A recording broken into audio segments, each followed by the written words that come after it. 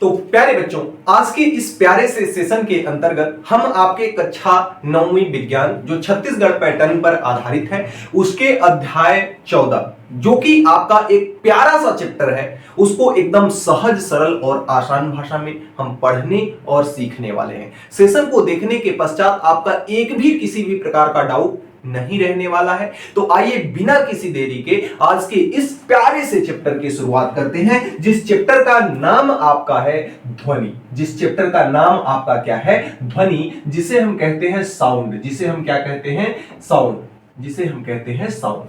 तो ध्वनि एक प्यारा सा चैप्टर है, इसे एकदम इतने प्यारे तरीके से समझेंगे कि एकदम यह बिल्कुल आपके दिमाग में छप जाएगा ध्वनि। अगर हम बात करते हैं ध्वनि के शाब्दिक अर्थ की, किसकी बात करते हैं? अगर हम ध्वनि के शाब्दिक अर्थ की बात करते हैं तो जो ध्वनि का शाब्दिक अर्थ होता है ना, वह ध्वनि का शाब्दिक अर्थ क्या होता है? ध्वनि का शाब्दिक अर्थ होता है भाई साहब आवाज। क्या होता है? आवाज।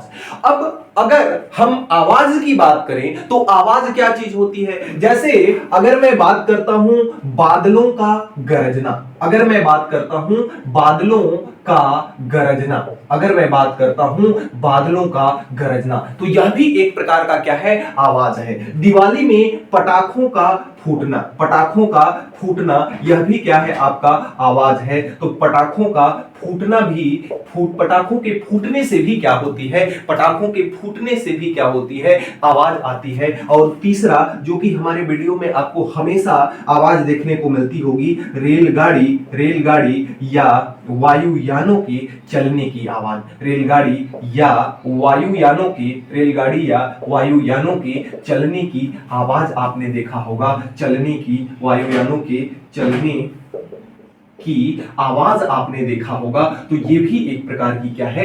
आवाज है। कभी आपने देखा होगा कि जो किचन है, किचन में बर्तन के गिरने की जो आवाज है, बर्तन के जो गिरने की आवाज है ना, बर्तन की गिरने की जो आवाज है ना, वह भी एक प्रकार की क्या है? आवाज है। जब इतनी बातें समझ गए कि आवाज क्या होती है, जैसे पटाखों का फूटना, बर्तन का गिरना, रेलगाड़ी या मशीन यंत्रों का चलना, ये सब में क्या उत्पन्न होती है? आवाज। हम जो बोल रहे हैं, ये जो हमें आप अब अभी सुन पा रहे हो, यह भी किस माध्यम से सुन पा रहे हो? आवाज के ही माध्यम से सुन पा रहे हो। तो हमारे यहाँ पे जो स्वर तंत्र है ना, स्वर तंत्रों के मध्य कंपन हो रही है, जिससे आवाज हमारी निकल रही है। जब हमारे अंदर की प्राण वायु यानी कि वायु जब इस स्वर तंत्रों से टकराती है तो वहां स्वर तंत्रों के द्वारा क्या होता है? कंपन, जिसके द्वारा हमें क्या मिलती है? आवाज। अब एक सुंदर सा प्रश्न बन जाता है कि सर ये आवाज जो है ना सर, थोड़ा सा बता दो सर कि ये आवाज जो है कहां से आती है सर? आवाज जो है कहां से आती है सर? इस चीज को थोड़ा सा बता दो। तो हम आपको बताते हैं कि आवाज कहां से आती है, आवाज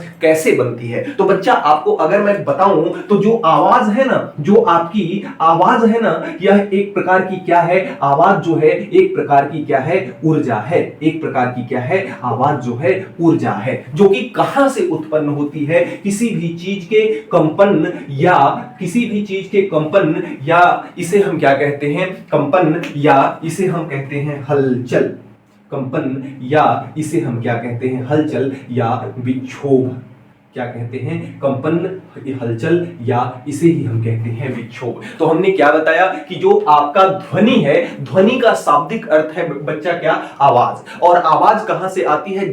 चाहे किसी भी प्रकार की आवाज हो, चाहे बादल को के गरजने की आवाज हो, पटाखों के फूटने की आवाज हो, रेलगाड़ी या वायुयान के चलने की आवाज हो, चाहे बर्तन के गिरने की आवाज हो, चाहे चिड़िया के चहचहाने की आवाज हो, चाहे बच्चों के शोर करने की आवाज हो, कैसी भी आवाज हो, आवाज को ही हम क्या कहते हैं? ध्वनि कहते हैं। ये आवाज कैसे आती है? तो भैया आवाज एक प्रकार की ऊर्जा है जो कि कंपन या विक्षोभ से क्या होती है? उत्पन्न होती है। अब कंपन या विक्षोभ से उत्पन्न होती है ये तो आपने बता दिया सर। अब हमको ये बता दो सर कि ये जो कंपन होता है ना, ये कंपन क्या चीज होता है? थोड़ा सा इसके बारे में भी बता दो। तो जैसे अगर मान लेते हैं कि कोई एक यहां पे कण है, यहां पे कण एक क्या है? रुका हुआ है। अगर कण रुका हुआ है, परिभाषा को बनाना सीखिएगा। देखिए जब परिभाषा को आप बनाना समझ जाएंगे ना, तो आप किसी भी एग्जाम के पेपर को लिख लेंगे।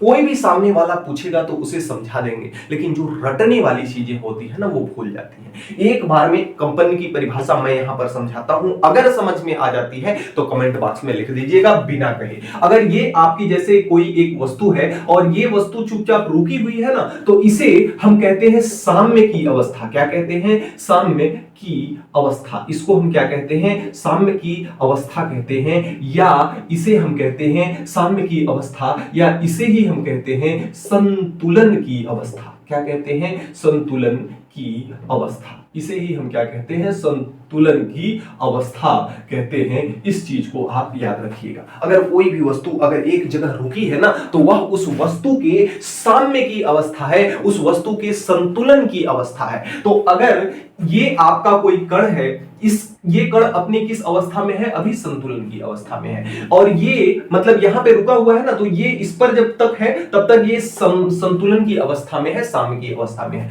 अब ये कण कुछ इस कण के अंतर्गत हम ऐसी भूचाल ला दें, ऐसा हलचल ला दें कि यह कण जो है ना अपने साम्य स्थिति के आगे पीछे दोहराव वाली गति करने लगे। कैसी गति करने लगे? यह कण अपनी इस साम्य अवस्था के आगे पीछे दोहराव वाली गति करने लगे, तो इस कण की अवस्था को हम क्या कहते हैं? हम वाइब्रेशन कहते हैं, कंपन कहते हैं।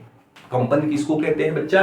कि कोई कण अपनी संतुलन की अवस्था से यदि आगे पीछे गति करता है, आगे पीछे दोहराव वाली गति करता है, तो उस कण की अवस्था को हम क्या कहते हैं? कंपन कहते हैं बच्चा। तो आपको समझ में ये चीज आ जानी चाहिए मोटा मोटी, जो कि एकदम ध्वनि का एकदम बेसिक चीज है कि ध्वनि का जो शाब्दिक अर्थ है वह क्या होता है? आवाज। आवाज आप सब जानते हो कहां से आती है। तो आवाज जो आती है उनके संसाधनों को भी आप जानते हो। और आवाज क्या होती है? तो आवाज एक प्रकार की ऊर्जा है जो कि किसी कंपन या विक्षोभ से उत्पन्न होती है। और कंपन किसे कहते हैं? किसी भी कण के साम्य स्थिति से या संतुलन की स्थिति से आगे पीछे दोहराव वाली गति को हम क्या कहते हैं? कंपन कहते हैं। इतनी बात अगर सभी बच्चों को समझ में आ गई हो तो एक बार कमेंट बॉक्स में लिखिएगा #हलवा। फिर हम चलेंगे आगे की ओर, अगले भी टॉपिक को इसी तरह से बिल्कुल हलवा करेंगे। लीजिएगा स्क्रीनशॉट, चलते हैं अगले हलवा टॉपिक पर। तो आपका अगला जो टॉपिक है ना वह है ध्वनि का उत्पन्न होना। यानी कि ध्वनि कैसे उत्पन्न होती है बच्चा? तो हमने आपको बताया कि जो ध्वनि है ना वस्तु के कैसे उत्पन्न होती है? वस्तु के कंपन के द्वारा क्या होती है? वस्तु के कंपन से क्या उत्पन्न होती है? ध्वनि उत्पन्न होती है। ध्वनि किसी वस्तु के ध्वनि का उत्पादन किसी वस्तु के कंपन से होता है, ये चीज आप जानते हो। अब जैसे आपके बुक में बहुत सारे क्रियाकलाप दिए हुए हैं 2-3। अगर जैसे मैं एक क्रियाकलाप की बात करूं, जैसे जिसमें लिखा हुआ है स्वरित्र द्विभुज।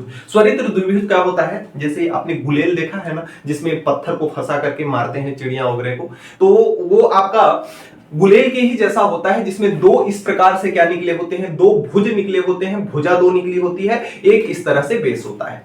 अगर उसका ये होता है कि उसको अगर उसके एक सिरे पे अगर किसी ठोस पदार्थ से अगर चोट पहुंचाते हो आप, तो वह आवाज करता है। जैसे अगर मैं कहूं कि ये आपका स्वरित्र द्विभुज है, अगर इस स्वरित्र द्विभुज को ऐसे अगर किसी पदार्थ से चोट अगर आप पहुंचाओ तो उसके भुजाओं के मध्य कंपन होता है, और उसको कान के पास जब ले आकर के सुनोगे तो वह आवाज करता है। उसको परखने के लिए आप कर सकते हो एक परीक्षण कि उसके भुजाओं पर ऐसे आप वार करके, किसी ठोस पदार्थ से वार करके उसको जब जल के मध्य सटाओगे ना, तो वो जल की जो ऊपरी सतह होती है उसमें लहरें उत्पन्न करेगा, यानी कि उसमें कोई कंपन होगा। भाई ये स्वरित्र द्विभुज जब इसको हम ठोंक रहे हैं इस पर, तो ये आवाज कर रहा है। उस आवाज को जब हम उस स्वरित्र द्विभुज को जब ठोंक करके जल में जब उसको स्पर्श कराते हैं ना, तो जल की पानी के बीच में क्या होने लगता है? हलचल होने लगता है। जल के मध्य हलचल होने लगता है, तो वह उससे हमें यह साफ होता है कि इसके मध्य क्या उत्पन्न हो रही है? इसके मध्य क्या उत्पन्न हो रहा है? कंपन, जो कि जल के पानी में हलचल उत्पन्न कर रहा है। जल के पानी में सॉरी जल के पानी कह रहा हूं, पानी में क्या उत्पन्न कर रहा है, हलचल उत्पन्न कर रहा है। तो यहां से बात ये साफ हो जाती है कि ध्वनि कहां से उत्पन्न होती है, कंपन से उत्पन्न होती है।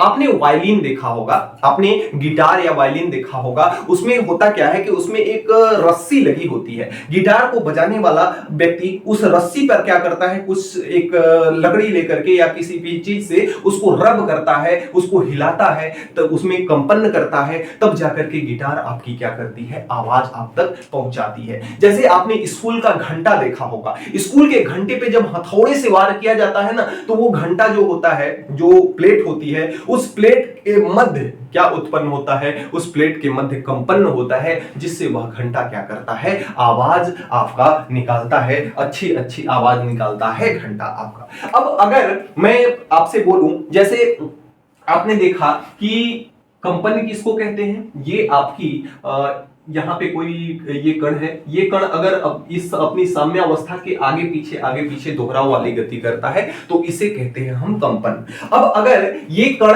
एक सेकेंड में यदि अगर 20 से लेकर के 20,000 बार अगर कंपन कर देता है तो उसके बीच तक की ध्वनि हम सुन सकते हैं। या कोई ऐसा कण जो है जो कि एक सेकेंड में 20 से कम कंपन कर रहा है, उसकी ध्वनि हमें सुनाई नहीं देगी। अगर कोई कण ऐसा है जो कि एक सेकेंड में 20 से कम बार कंपन कर रहा है, 20 से कम बार कंपन कर रहा है, तो उसकी ध्वनि हमें सुनाई नहीं देगी। और कोई कण ऐसा है जो 20,000 से अधिक भी करेगा कंपन, उसकी भी ध्वनि हमको सुनाई नहीं देगी। हमको सुनाई किसकी देगी, यदि कंपनों की संख्या 20 से लेकर के 20,000 तक रहे, तब उसकी ध्वनि हम सुन सकते हैं, अदरवाइज हम ध्वनि नहीं सुन सकते हैं। अब देखिए, जो ध्वनि को उत्पन्न करने का जैसे तरीका हमने बताया विभिन्न प्रकार का, कि जो आपका स्वरित द्विभुज हो गया, जो आपका गिटार या वायलिन हो गया, और जो आपका इधर स्कूल वाला घंटा हो गया। अगर मैं जनरली बात करूं तो सितार किससे उत्पन्न कर रहा है ध्वनि, उसमें जो तंतु लगा हुआ है ना, रस्सी जो लगा हुआ है ना, उसके कंपन से उसमें ध्वनि उत्पन्न हो रही है।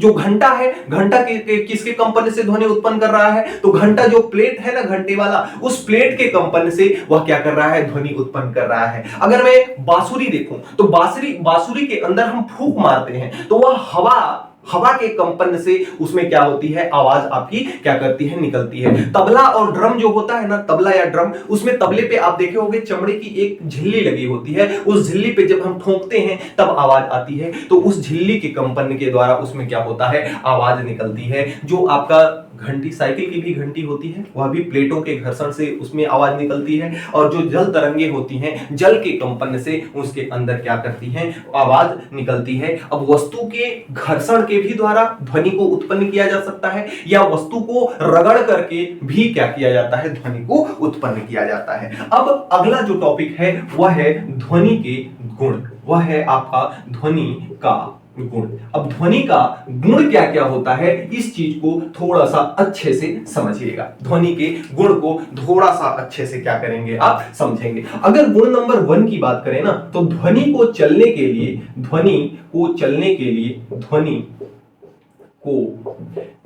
लिए किसकी आवश्यकता होती है, तो ध्वनि को चलने के लिए किसकी आवश्यकता होती है, किसी न किसी माध्यम की आवश्यकता होती है। क्या होती है, माध्यम की आवश्यकता होती है। जैसे अगर मैं बात करता हूं सूर्य की किरणें, तो सूर्य की किरणों को सूर्य से पृथ्वी तक आने के लिए कोई पाइप नहीं लगा है जिससे उस पाइप की सहायता से आती हैं सूर्य की किरणें। वे उनको माध्यम होता क्या है, जैसे पानी को अगर हमें यहां से किसी दूसरे स्थान पर पहुंचाना है तो हमें एक माध्यम चाहिए होता है, पाइप को यहां से जोड़ते हैं, तब जाकर के मोटर पानी वहां पर पहुंचाता है किसी दूसरे स्थान पर। लेकिन अगर बिना पाइप के देखें तो क्या पानी पहुंच सकता है क्या, लेकिन नहीं पहुंच सकता। वही अगर सूर्य के प्रकाश को देखें तो सूर्य का प्रकाश पृथ्वी तक आने के लिए क्या कोई पाइप लगा है क्या, नहीं लगा है। तो यानी प्रकाश को चलने के लिए किसी माध्यम या पाइप की आवश्यकता नहीं होती, जबकि पानी को चलने के लिए माध्यम यानी कि पाइप की आवश्यकता होती है। उसी प्रकार से ये जो ध्वनि है ना, ध्वनि को चलने के लिए हमें माध्यम की आवश्यकता पड़ती है। ये बात सबसे ज्यादा इंपॉर्टेंट है, इस चीज को आप नोट कीजिएगा कि ध्वनि को चलने के लिए माध्यम की आवश्यकता पड़ेगी ही पड़ेगी। यदि माध्यम नहीं होगा तो ध्वनि वहां पर नहीं चल सकती है। दूसरी बात आपको बता दूं कि जो ध्वनि है ना, जो ध्वनि है वह ठोस में भी चल सकती है, और वह द्रव में भी चल सकती है, और वह गैस में भी चल सकती है। गैस तीनों में क्या कर सकती है? तीनों में संचरण कर सकती है, चल सकती है। इनका संचरण इन तीनों में होता है। ठोस, द्रव, गैस, ये तीनों में क्या कर सकती हैं? चल सकती हैं। तो ध्वनि का संचरण ठोस में भी हो सकता है, द्रव में भी हो सकता है, गैस में भी हो सकता है। और तीसरी बात जो है कि ध्वनि की जो चाल है, ध्वनि जो है पदार्थ की प्रत्यास्थता पर निर्भर करती है। जो ध्वनि है ना, वह किस पर निर्भर करती है? ध्वनि जो है पदार्थ के प्रत्यास्थता पर निर्भर, प्रत्यास्थता पर निर्भर करती है, प्रत्यास्थता पर निर्भर करती है। ध्वनि जो है किस पर? पदार्थ के प्रत्यास्थता पर निर्भर करती है। अब एक नई चीज आती है यहाँ पे, प्रत्यास्थता। इसको कक्षा 11वीं में जब आप जो लोग जाएंगे अच्छे से पढ़ेंगे प्रत्यास्थता को। फिलहाल आप समझ लीजिए, प्रत्यास्थता किसी वस्तु का एक गुण है। देखिए, संसार में कोई भी कार्य किया जाता है ना, तो उसका विरोध जरूर होता है। अगर रबर को हम देखें तो रबर को हम जब दबाते हैं ना, तो वह दब जाता है, लेकिन जैसे ही छोड़ते हैं वह पुनः से अपनी स्थिति में आ जाता है। स्प्रिंग को देखें, जब हम खींचते हैं तो वह खींचा जाता है, या स्प्रिंग को भी जब दबाते हैं तो दब जाती है, लेकिन जैसे ही हम छोड़ते हैं तो वह अपनी प्रारंभिक स्थिति में आ जाती है या आने का प्रयास करती है। तो वस्तु के पास एक ऐसा गुण है जो वह अपनी, भाई रबर को जब हम दबा रहे हैं तो जब दब जा रहा है, लेकिन छोड़ने के बाद वह अपनी पुनः अवस्था में क्यों आ रहा है? जब उसको दबा रहे हैं तो दब तो जा रहा है, लेकिन वह अपने को दबाए जाने का विरोध कर रहा है। अपने अंदर होने वाले आकृति और आकार में परिवर्तन का क्या कर रहा है? विरोध कर रहा है। तो हर वह वस्तु अपने आकृति और आकार में होने वाले परिवर्तन का विरोध करती है, और ऐसे इस गुण को, विरोध करने वाले गुण को हम क्या कहते हैं? प्रत्यास्थता। प्रत्यास्थता किसे कहते हैं? कमेंट बॉक्स में लिखिएगा कि प्रत्यास्थता किसी वस्तु का गुण है जो उसके अंदर होने वाले आकृति और आकार में परिवर्तन का क्या करती है? विरोध करती है। उसे हम क्या कहते हैं? प्रत्यास्थता कहते हैं। उसे हम क्या कहते हैं? प्रत्यास्थता कहते हैं। और एक चीज और जान लीजिए कि ध्वनि ठोस, द्रव, गैस तीनों में तो चल सकती है, लेकिन सबसे अधिक चाल जो होगा ध्वनि का, जो सबसे अधिक चाल जो होगा किसमें होगा? सबसे अधिक ठोस में होगा, फिर किसमें होगा? द्रव में होगा, फिर किसमें होगा? फिर किसमें होगा? आपके गैस में होगा। यानी ध्वनि का चाल सबसे अधिक ठोस में, फिर से किसमें? द्रव में, फिर सबसे कम किसमें होगा? गैस में होगा। जिसके अणु जितने पास, जिसकी रासायनिक संगठन या अणु जितने पास पास जुड़े होंगे, ठोस के अणु पास पास होते हैं तो इसमें ध्वनि का चाल अधिक है। द्रव में ठोस की अपेक्षा कम होते हैं तो इसमें ध्वनि की चाल कम है। गैस में अत्यंत दूर दूर होते हैं तो गैस में ध्वनि की चाल सबसे कम है। तो इस चीज को याद रखिएगा कि जो ध्वनि का चाल है ना, ठोस में सबसे ज्यादा, फिर द्रव में उससे कम, फिर गैस में सबसे कम होता है। इस चीज को याद रखिएगा। और जो वस्तु जितनी ही ज्यादा प्रत्यास्थ होगी, वह वस्तु अपनी प्रारंभिक स्थिति में उतनी ही जल्दी लौटेगी। ये दोनों बातें आप नोट करके क्या कर लीजिएगा, लिख लीजिएगा। अब इसके बाद जो हमारा अगला टॉपिक है वह है ध्वनि का हमारे कानों तक पहुंचना। ध्वनि हमारे कानों तक कैसे पहुंचती है? जल्दी से लीजिए स्क्रीनशॉट, फिर बताते हैं हम कि ध्वनि आपके कानों तक किस प्रकार से पहुंचती है।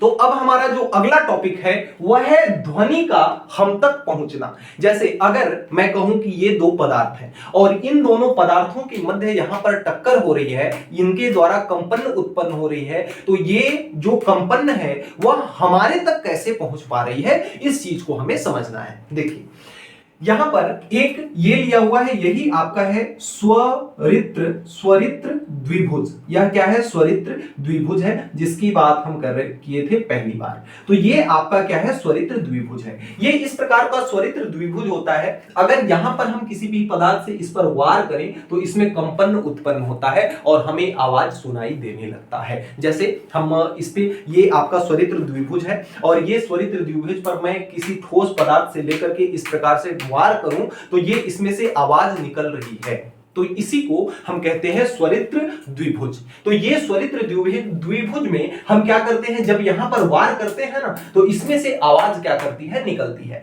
अब ये आवाज मान लेते हैं कि यहां पर हमारे क्या है? यहां पर हमारे कान है, यहां पर हमारे कान है। अब ये स्वरित्र द्विभुज को यहां से हम ध्वनि अगर दे रहे हैं तो ये स्वरित्र द्विभुज की ध्वनि हमारे कानों तक, यहां तक किस प्रकार से पहुंच पा रही है, इस चीज को हमें समझना है। है। देखिए होता क्या है कि अगर मान लेते हैं कि जैसे यहां पर अगर कोई आपका वस्तु है जो कंपित है, कंपन कर रही है, तो उसकी ध्वनि हमारे कानों तक आ रही है। तो इस वस्तु से और हमारे कानों के बीच का जो ये वातावरण है ना, इस वातावरण में बहुत सारे कण उपस्थित होते हैं, जैसे वायु के कण हो गए, जैसे बहुत सारी गैसें हैं हमारे पर्यावरण में, तो वो सारी बहुत सारी गैसें हो गई। वाष्प जलवाष्प के कण है तो वो जलवाष्प के कण हो गए। तो यानी कि ये कोई भी वस्तु है, उस वस्तु से हमारे कानों के बीच में बहुत सारे कण उपस्थित हैं पहले से ही।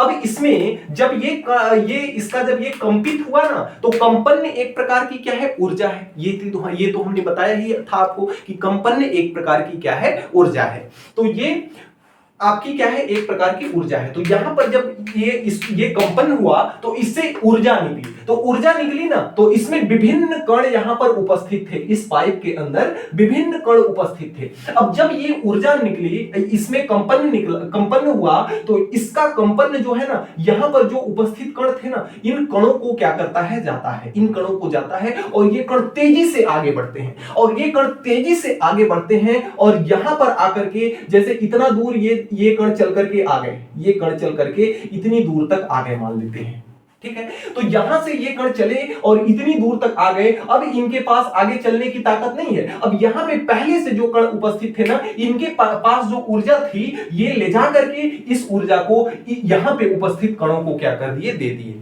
और पुनः से ये कण क्या किए, यहां से पुनः से जो पहले यहां से कण चला था ना, पुनः से ये कण क्या हो गया, वापस चला आया। ये कण पहले से, ये कण पुनः से क्या हो गया, वापस चला आया, इस तरह से। तो यहां पर आप देखिए, अब ये कण फिर से वैसे ही हुआ कि ये कण आगे की ओर बढ़ा और यहां तक आया ये कण, और यहां से फिर से यहां पे जो पहले से ये कण उपस्थित थे, इनको क्या किया, अपना ऊर्जा दिया, और फिर से ये अपनी पीछे मध्यमान पहले की जो स्थिति थी, उस स्थिति में क्या हुआ, लौट आया। अब ये कण फिर से आगे चला और यहां तक पहुंचा, यहां पे जो भी कण थे ना, उन कणों को अपनी गति क्या कर दिए, सारे के सारे दे दिए, और फिर से ये कण पहले वाले क्या हो गए, वापस फिर से चले आए। फिर आगे इसी प्रकार से यही क्रिया दोहराई जाती है कि ये कण फिर से आगे चलता जाता है, और ये कण आगे वाले कणों को ऊर्जा प्रदान करते जाते हैं, और अपने फिर से पुनः पीछे की ओर लौट जाते हैं। इसी तरह से ये कण जो है कंपित हो होकर के हमारे कानों तक पहुंच गए। तो इस तरह से कोई भी ध्वनि हमारे कानों तक पहुंचती है। सबसे पहली बात जो है आपको पता है, वह बात क्या है कि किसी भी स्रोत से ध्वनि जो है कंपन से उत्पन्न होती है, किसी भी स्रोत के कंपन से ध्वनि उत्पन्न होती है, और वह कंपन क्या करता है, अपने समीप स्थित कणों को क्या करता है, कंपित कर देता है, और वह कण अपने समीप स्थित कण को कंपन करता है, कंपित करता है। इस तरह से वह कण आगे की ओर क्या होते जाते हैं, बढ़ते जाते हैं, और पीछे वाला कण फिर से पीछे अपनी स्थिति में आ जाता है, और इसी तरह से आगे कण धीरे धीरे क्या करता है, चलता जाता है, और हमारे कानों तक वह ध्वनि क्या हो जाती है, पहुंच जाती है। तो आप इसकी परिभाषा में बाकायदे लिख लेंगे कि ध्वनि हम तक पहुंचना में, कि किसी भी स्रोत से ध्वनि कंपन से उत्पन्न होती है, और यह कंपन अपने आसपास के कणों को गति प्रदान करता है। क्या करता है, गति प्रदान करता है, और यह कण पुनः अपने समीप के कणों को गति देते हैं, और फिर अपनी प्रारंभिक स्थिति में क्या करते हैं, चले जाते हैं। इस प्रकार कंपन रूपी ऊर्जा का एक कण से दूसरे कण में क्या होता है, स्थानांतरण होता है। एक कण से दूसरे कण में क्या होता है, स्थानांतरण होता है, और ध्वनि आगे की ओर बढ़ती रहती है। यही क्रम बार बार दोहराया जाता है, और ध्वनि हमारे कानों तक पहुंच जाती है। तो इस तरह से इसके बारे में लिख लेंगे। अब यहां पर एक चीज और हुआ, देखिए, जब कण यह आगे की ओर कंपित हो रहा है ना, जब कण यह आगे की ओर कंपित हो रहा है, तो यह जो इसके अंदर जो कण है ना, वह तेजी से आगे की ओर बढ़ रहे हैं, सारे के सारे मिलकर के। तो इसमें उच्च दबाव होता है, इसलिए इसको कहते हैं हम सघन, यानी कि इसमें कण पास पास है। जब हमारे कण तेजी से आगे की ओर बढ़ता है, जब कोई कण आगे की ओर बढ़ता है, तो आसपास की जो वायु के कण है वह संपीड़ित हो जाते हैं। जब कण आगे की ओर बढ़ता है ना, तो इसके आसपास के वायु के कण संपीड़ित हो जाते हैं, एक जगह इकट्ठे हो जाते हैं, तो संपीड़ित हो जाते हैं। कण क्या होते हैं? जब कोई कण आगे की ओर बढ़ता है तो वायु के कण क्या हो जाते हैं? संपीड़ित हो जाते हैं, जिससे उच्च दबाव पैदा होता है। इसके अंदर क्या है? उच्च दबाव पैदा होता है, जो कि क्या कहलाता है? संपीड़न कहलाता है। क्या कहलाता है? संपीड़न कहलाता है। ठीक है। और जब ये कण आगे की ओर यहां बढ़ा, आगे की ओर बढ़ने के बाद, जैसे ये कण आगे की ओर यहां तक बढ़ा, आगे की ओर बढ़ने के बाद पुनः यह अपनी प्रारंभिक स्थिति प्राप्त करने के लिए पीछे आता है। तो जब कोई कण पीछे की ओर आता है, जब कोई कण क्या होता है? पीछे की ओर आता है, तो निम्न दबाव का क्षेत्र पैदा होता है, जिसे हम कहते हैं विरलन। जिसे हम क्या कहते हैं? विरलन। तो दो बातें बहुत मुख्य हैं, बहुत इंपॉर्टेंट है, संपीड़न और विरलन। कि जब कण क्या होता है? जब कोई कण आगे की ओर गति करता है तो वायु के कणों को संपीड़ित करता है और उच्च दबाव वाला क्षेत्र बन जाता है, जिसे हम संपीड़न कहते हैं। और जब कोई कण पीछे की ओर गति करता है तो निम्न दबाव वाला क्षेत्र उत्पन्न होता है, जिसे हम क्या कहते हैं? जिसे हम विरलन कहते हैं। जिसे हम क्या कहते हैं? विरलन कहते हैं। अब एक मोस्ट इंपॉर्टेंट नोट्स नोट कीजिएगा, जो कि नोट्स क्या है? कि ध्वनि किसी भी माध्यम में, ध्वनि जो है किसी भी माध्यम में ना तरंगों के रूप में आगे बढ़ती है। ध्वनि पहली चीज की किस में चलती है? किसी न किसी माध्यम में चलेगी। तो ध्वनि किसी माध्यम में तरंगों के रूप में, तरंगों जिसे वेव्स कहते हैं, जिसे हम क्या कहते हैं? वेव्स कहते हैं। तरंगों के रूप में चलती है या आगे बढ़ती है। तरंगों के रूप में क्या करती है? चलती है या आगे बढ़ती है। तो हमने आपको मोस्ट इंपॉर्टेंट नोट्स क्या बताया? कि ध्वनि किसी माध्यम में तरंगों के रूप में क्या करती है? चलती है। ध्वनि किसी माध्यम में तरंगों के रूप में ध्वनि किसी माध्यम में तरंगों के रूप में क्या करती है? चलती है या आगे बढ़ती है। अब बता दो सर कि ये जो वेव आपने बताया ना, ये नई चीजें आपने जो वेव बताया ना, ये वेव क्या होती है सर? ये जो तरंग है ना, तरंग क्या चीज है? तरंग को बता दो सर, वेव को बता दो सर। तो आइए मैं वेव को आपको बताता हूं एकदम देसी भाषा में। किसी भी माध्यम में उत्पन्न विक्षोभ या हलचल को ही हम क्या कहते हैं? तरंग कहते हैं। किसी भी माध्यम में उत्पन्न विक्षोभ या हलचल, जैसे अगर आपका पानी है, पानी में आप क्या करते हो? जब पत्थर फेंकते हो तो लहरें इस प्रकार से चलती हैं। अब उस लहरों में होता क्या है मेन, कि जैसे देखिए यहां पर आपने पानी में पत्थर फेंका ना, तो ये पत्थर ऐसा नहीं है कि यहां से पानी उठा और ये इस तरह से आगे की ओर बढ़ा, ऐसा नहीं होता। यहां पे होता यह है कि यहां पे जो पानी के कण थे ना, उसके अंदर पत्थर फेंके तो वो गति में आ गया, और जब ये गति में आया ना, तो ये इसके पास में जो स्थित कण था ना, ये अपनी गति इस कण को दे दिया और फिर से ये अपनी पहली स्थिति में चला आया। अब ये कण आगे की ओर बढ़ा और यहां तक गया, फिर अपनी इसकी जो गति थी इसको दे दिया, फिर ये अपनी गति इसको दे दिया, फिर अपनी गति ये इसको दे दिया। इसी प्रकार से सभी कणों में क्या उत्पन्न हो जाती है? हलचल। या इसी हलचल को ही हम कहते हैं, हलचल को ही हम क्या कहते हैं? विक्षोभ कहते हैं। हलचल को ही हम क्या कहते हैं? विक्षोभ कहते हैं। तो किसी माध्यम, जल क्या है? एक माध्यम है ना, तो किसी माध्यम में उठे विक्षोभ या हलचल को, किसी माध्यम में उत्पन्न विक्षोभ या हलचल को हम क्या कहते हैं? विक्षोभ या हलचल को हम तरंग कहते हैं। विक्षोभ या हलचल को हम क्या कहते हैं? तरंग कहते हैं। जो देखिए क्या कर रहा है, ये एक प्रकार की गति को लिए जा रहा है जिसको ट्रांसफर कर रहा है, ये एक प्रकार की गति को लिए जा रहा है इसको ट्रांसफर कर रहा है, ये एक प्रकार की गति को लिए जा रहा है और इसको ट्रांसफर कर रहा है। तो जो कि क्या करता है? ऊर्जा का, ये गति क्या है? एक ऊर्जा है ना। गति क्या है भाई? ये पत्थर को जब फेंका गया पानी में तो वह पत्थर जल में ऊर्जा दिया, और इस जल के इस कण को जो ऊर्जा मिला था, यह उस ऊर्जा को उठाया इस कण को दे दिया, ये उठाया इस कण को दे दिया, ये उठाया इस कण को दे दिया। तो ये ऊर्जा का स्थानांतरण कर रहा है। तरंग क्या करती है? ऊर्जा का स्थानांतरण करती है। पहली बात कि तरंग क्या है? किसी माध्यम में उठी विक्षोभ या हलचल को हम क्या कहते हैं? तरंग कहते हैं। किसी माध्यम में उठी विक्षोभ या हलचल को हम क्या कहते हैं, तरंग कहते हैं, जो कि क्या करती है, ऊर्जा का स्थानांतरण करती है। तरंग क्या करती है, ऊर्जा का स्थानांतरण करती है। और किसी भी माध्यम में एक अगला टॉपिक है तरंग की गति। अगला क्या है आपकी, तरंग की गति। तो तरंग की गति क्या है, ध्यान से समझिएगा, तरंग की गति को भी ध्यान से समझिएगा कि किसी माध्यम में उठे विक्षोभ या हलचल का आगे बढ़ना, किसी माध्यम में विक्षोभ या उठे हलचल का आगे बढ़ना ही तरंग की क्या कहलाती है, तरंग की गति कहलाती है। अब इसके लिए, तरंग के लिए एक एग्जांपल लिख लेना कि तालाब में पत्थर फेंकने से उत्पन्न तरंगों का चलना। तालाब में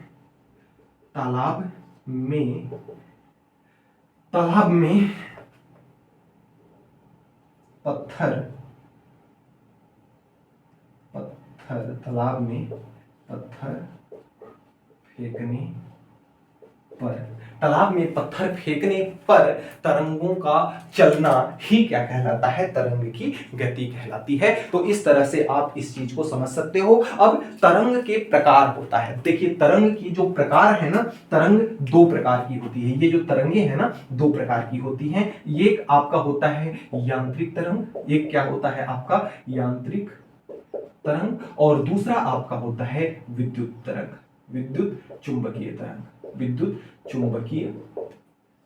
दो तरंग दो प्रकार की होती है, एक आपका होता है विद्युत चुंबकीय तरंग और दूसरा क्या होता है आपकी यांत्रिक तरंग। अब इसका स्क्रीनशॉट लीजिए, फिर तरंगों के प्रकार के बारे में हम डिस्कस करते हैं। तो बच्चों, हमने तरंग के बारे में समझा कि तरंग किसी माध्यम में उठी विक्षोभ या हलचल है जो कि ऊर्जा का क्या करता है, स्थानांतरण करता है। अब अगर बात आती है किसकी, बात आती है तरंगों के प्रकार की। किसकी बात आती है, टाइप ऑफ वेव की बात आती है, तरंगों के प्रकार की आती है बात। तो हमने आपको बताया कि तरंग कितने प्रकार की होती है भैया, तो तरंग दो प्रकार की होती है। एक तो आपकी होती है इलेक्ट्रोमैग्नेटिक वेव, यानी कि विद्युत चुंबकीय तरंग, और दूसरी आपकी होती है विद्युत चुंबकीय तरंग, और दूसरी आपकी होती है कौन सी तरंग, दूसरी आपकी होती है यांत्रिक तरंग। दूसरी आपकी कौन सी तरंगे होती है, यांत्रिक तरंगे होती है। दूसरी आपकी होती है यांत्रिक तरंग। विद्युत चुंबकीय तरंग किसे कहते हैं सर, तो ऐसी तरंगें जिन्हें चलने के लिए माध्यम की कोई आवश्यकता नहीं होती, जिसे चलने के लिए माध्यम की कोई आवश्यकता नहीं होती, इलेक्ट्रोमैग्नेटिक वेव कहते हैं, विद्युत चुंबकीय तरंग कहते हैं। और ऐसी तरंगें जिन्हें चलने के लिए माध्यम की आवश्यकता होती है, ऐसी तरंगों को हम यांत्रिक तरंगे कहते हैं। अब अगर बात करते हैं हम यांत्रिक तरंगों की ना, तो यांत्रिक तरंगें दो प्रकार के फिर से हो जाती हैं। पहला होता है अनुप्रस्थ तरंग, पहला क्या होता है, अनुप्रस्थ तरंग, और दूसरा आपका होता है अनुदैर्घ्य तरंग। दूसरा क्या होता है आपका, अनुदैर्घ्य तरंग। दूसरा आपका होता है अनुदैर्घ्य तरंग। पहली चीज हमने बताया कि जिसे चलने के लिए माध्यम की आवश्यकता नहीं होती, उसे हम कहते हैं विद्युत चुंबकीय तरंग, जैसे कि प्रकाश तरंगे।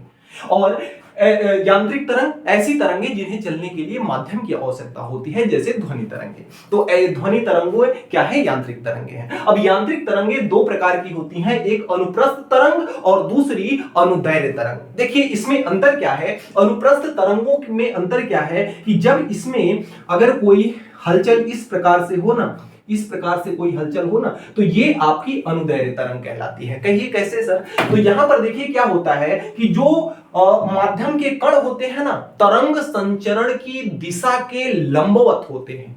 माध्यम के कणों की जो चलने की दिशा होती है, तरंग संचरण के दिशा के लंबवत होती है। ध्यान से सुनिएगा, अनुप्रस्थ तरंगों में जो तरंगों के चलने की जो दिशा होती है, तरंग संचरण की दिशा, तरंग संचरण की दिशा मतलब तरंग ऐसे जा रही है ना, तो तरंग आगे की ओर बढ़ रही है, यानी ये आपकी है तरंग संचरण की दिशा, यानी तरंग के चलने की दिशा है। तरंग के चलने की दिशा है। तो माध्यम के कण जो है तरंग संचरण की दिशा के लंबवत कंपन करते हैं। ध्यान दीजिएगा, जैसे देखिए यहां पर कोई कण है, एक कण मान लेते हैं यहां पर है, एक कण यहां पर है, एक कण यहां है, एक कण यहां है। एक चीज लॉजिक को थोड़ा सा सोचिएगा, लॉजिक को सोचिएगा थोड़ा सा, कि ये तरंग जब ऊपर की ओर जा रही है, ये तरंग जब ऊपर की ओर जा रही है, तो ये तरंग यहां पर जाकर के रुक क्यों गई, आगे क्यों नहीं ऊपर गई? और जब ये तरंग यहां से नीचे की ओर जा रही है, तो ये तरंग यहां से चलने के बाद यहां रुक क्यों गई, फिर से इधर क्यों घूम गई? इस बात का थोड़ा सा लॉजिक सोचिएगा। कोई इस पर एक बल कार्य कर रहा होगा, देखिएगा ध्यान से, जो कि अगर ये कण ऊपर की ओर जा रहा है ना, तो वह बल इसे नीचे की ओर खींच रहा होगा ऐसे। और अगर ये कण ऊपर की ओर जा रहा है तो इसको नीचे की ओर इस तरह से खींच रहा होगा। इसको कहां खींच रहा होगा? नीचे की ओर खींच रहा होगा। अब इसका बल जो है ना, पहले का ये तरंग जब ऊपर की ओर जा रही थी, ये कण जब ऐसे चल रहे थे ना, तो इस पर बल नीचे की ओर लग रहा था। तब जाकर के इसकी गति धीरे धीरे धीरे धीरे, पहले क्या हुआ, यहां से चला तो धीरे धीरे कम होते होते होते होते यहां पर जीरो हो गया इसकी गति। अब फिर यहां से फिर से ये नीचे गिरना शुरू हुआ। अब जब ये नीचे गिरने लगा ना, तो फिर से इस कण पे जो बल था वह ऊपर की ओर कार्य करने लगा। हमेशा कुछ समाज में कुछ ऐसी चीजें होती हैं जो कि हमेशा, चाहे आप अच्छा कार्य करो तो भी, बुरा कार्य करो तो भी, विरोध करना उनका काम होता है। तो इस पर भी एक ऐसा बल लग रहा है जो कि इसके कण के चलने की गति का विरोध कर रहा है। तो ये विरोध देखिए भाई, ये यहां पर आकर के रुक क्यों गया? क्योंकि इस पर अब बल जो नीचे की ओर लग रहा था, तो नीचे की ओर बल लगते जाता तो ये नीचे आ जाता ना, लेकिन ऐसा नहीं होता। ये बल अब यहां पर जाकर के फिर से यहां पे स्थिति जीरो हो जा रहा है, जैसे यहां पे जीरो हुआ था। तो यहां पे हुआ क्या कि अब इस पर जो बल कार्य कर रहा था ना, अब ऊपर की ओर कार्य करने लगा। अब इस पर बल जो लग रहा था ना, ऊपर की ओर लगने लगा। अब यहां पर देखिए ध्यान से, तरंग संचरण की दिशा ये है, तरंग संचरण की दिशा ये है, और इसके कण जो कंपन कर रहे हैं ना, ये ऊपर नीचे इस तरह से कंपन कर रहे हैं। तो इस पे जैसे नीचे की ओर कंपन कर रहे हैं, तो तरंग संचरण की दिशा ये, कंपन की दिशा ये। कितने डिग्री का एंगल बना? 90 डिग्री का, यानी एक दूसरे के क्या है? लंबवत है। अगर ऊपर की ओर देखा जाए तो जब ये तरंग तो हमेशा आगे ही बढ़ रही है ना, तो तरंग संचरण की दिशा तो यही है। अब कण पर लगने वाला बल जो है, कण की जो दिशा है, अगर ये ऊपर की ओर है तो भी इस पे ये कैसी है? लंबवत ही तो है। तो भी यह कैसी है? लंबवत ही तो है। तो इस पर जो ये कण हैं, इस पे जो उपस्थित कण है ना, तो इनके संचरण की दिशा जो है, तरंग संचरण की दिशा के लंबवत होती है। ऐसे तरंगों को हम अनुप्रस्थ तरंगें कहते हैं। ऐसी तरंगें जिनके तरंग संचरण की दिशा, ऐसी तरंगें जिसमें कणों के कंपन की दिशा तरंग संचरण की दिशा के लंबवत होती है, ऐसे तरंग को हम अनुप्रस्थ तरंगे कहते हैं। जैसे तालाब में पत्थर मारने पर उत्पन्न तरंगे, एग्जाम्पल में लिखिएगा, तालाब में पत्थर मारने पर उत्पन्न तरंगे, तालाब में पत्थर मारने पर उत्पन्न तरंग। और दूसरा अगर हम बात करें तो दूसरा आपका क्या हो जाएगा? रस्सी से उत्पन्न तरंगे। रस्सी को तो अगर छोड़ दें हम, तो जो गिटार है, गिटार या सारंगी द्वारा उत्पन्न तरंग, ये सारी तरंगे किसमें हैं? अनुप्रस्थ तरंगों के अंतर्गत आती हैं। और एक बात याद रखिएगा कि अनुप्रस्थ तरंगे केवल और केवल ठोसों में उत्पन्न की जा सकती हैं। अनुप्रस्थ तरंगे जो हैं केवल और केवल किसमें उत्पन्न की जा सकती हैं? केवल और केवल ठोसों में उत्पन्न की जा सकती हैं। द्रव के सतह पर देखी जाती हैं। अनुप्रस्थ तरंगों को द्रव के सतह पर देखा जा सकता है, लेकिन उसके अंदर, द्रव के अंदर जैसे ये जो तरंग है ना, तालाब में पत्थर मारने पर जो तरंग उत्पन्न होती है, पानी के ऊपरी सतह पर केवल होती है, उसका प्रभाव नीचे नहीं होता। तो ये जो आपकी अनुप्रस्थ तरंगे हैं, ये केवल ठोसों में उत्पन्न की जा सकती हैं, या द्रव के सतह पर इसे देखा जा सकता है। गैस में इसे नहीं पाया जाता, तो इनको गैस में नहीं पाया जाता। कुछ वैज्ञानिक ऐसे भी हैं जो कि मानते हैं कि जो प्रकाश तरंगे हैं वह भी आपकी अनुप्रस्थ तरंगे हैं। खैर ये ऊंची चीज है, आप जब कक्षा 11वीं वगैरह में जाओगे, कक्षा 12वीं में जाओगे, वहां पे जब पढ़ाया जाएगा कि जो प्रकाश है वह ऊर्जा के पैकेट के रूप में आगे बढ़ता है, ऊर्जा के बंडलों के रूप में आगे बढ़ता है, तो वहां पर आपके बहुत सारे जो ये होंगे, क्वेरी होंगी, वहां पर आपको बताया जाएगा। अब बात करते हैं अनुदैर्घ्य तरंगों की। अब बात किसकी करते हैं? अब ध्वनि तरंगे अनुप्रस्थ तरंगे नहीं है, इस चीज का ध्यान रखिएगा। ध्वनि तरंगे अनुदैर्घ्य तरंगे हैं। अनुदैर्घ्य तरंगों में कौन सी तरंगे आती है? ध्वनि तरंगे आती हैं। तो अनुदैर्घ्य तरंगे कौन है? ध्वनि तरंगे हैं। इसमें जो आपके कण संचलन की दिशा है, कण संचरण की दिशा है, जैसे अगर मान लेते हैं एक ये आधार है ना, इस आधार से कोई अगर स्प्रिंग जुड़ा हुआ है, इस आधार से कोई स्प्रिंग क्या हुआ है, इस तरह से स्प्रिंग अगर जुड़ा हुआ है, अब स्प्रिंग को यहां से बबलू, यहां से स्प्रिंग से जो कलुआ है वह इस स्प्रिंग को क्या कर रहा है, पकड़ करके यहां से ये कलुआ इस स्प्रिंग को ताकत लगा के क्या कर रहा है, खींच रहा है। तो ये कल्लू जब इस स्प्रिंग को ताकत लगा के खींचेगा ना, तो इसके तरंग की संचरण की दिशा भी इधर है और कण के चलने की भी दिशा इधर है। इसमें जो कण आगे की ओर बढ़ रहे हैं ना, तो इसमें कण भी आगे की ओर बढ़ रहा है और तरंग की दिशा भी उधर की ओर ही है। तो यहां पर जो है वह कण संचरण की दिशा तथा तरंग संचरण की दिशा, दोनों की दिशा सेम होती है, दोनों एक ही डायरेक्शन में होते हैं। कण संचरण की दिशा और तरंग संचरण की दिशा, दोनों की दिशाएं क्या होती हैं, एक जैसे होती हैं। तो इन तरंगों में माध्यम के कण तरंग संचरण की दिशा के अनुदिश कंपन करते हैं, उसके दिशा में ही कंपन करते हैं। अनुदैर्घ्य तरंगों में जो माध्यम के कण होते हैं ना, माध्यम के जो कण होते हैं वे किस दिशा में, तरंग संचरण की दिशा में ही कंपन करते हैं। ऐसे तरंगों को अनुदैर्घ्य तरंगे कहते हैं। जैसे आपके स्प्रिंग में उत्पन्न ऊर्जा, जैसे आपकी स्प्रिंग में उत्पन्न ऊर्जा,